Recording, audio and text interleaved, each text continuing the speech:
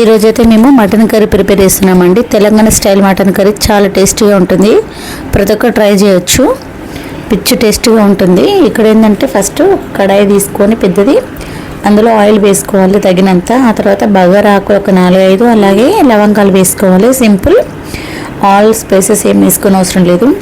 ఇవి కొంచెం వేడైన తర్వాత మనం కట్ చేసి పెట్టుకున్న ఆనియన్ వేసుకోవాలి.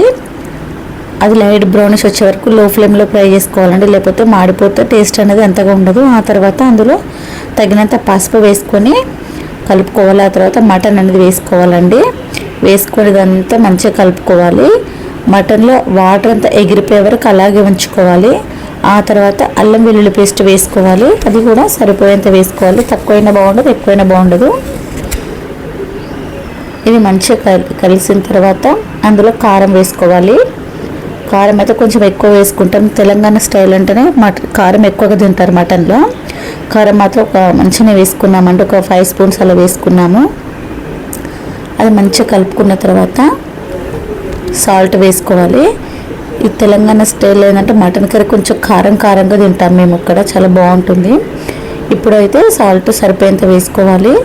నేను అంత క్వాంటిటీ అని ఏం చెప్పట్లేను, జస్ట్ మా స్టైల్లో మటన్ కర్రీ ఎలా ప్రిపేర్ చేసామనేది చూపిస్తున్నాను. ఆ తర్వాత వాటర్ అయితే తగినంత వేసుకోవాలండి, ఎందుకంటే ఇది మంచిగా ఉడకాలి.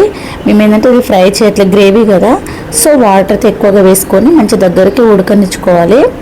ఇదైతే గ్రేవీ దగ్గర పడడం కోసము ధనియాల పౌడర్, అలాగే కొద్దిగా గరం మసాలా, అలాగే కొంచెం కుడక పౌడర్ కూడా వేసుకోవాలి. కొబ్బరి పౌడర్ మంచిగా ఉంటుంది.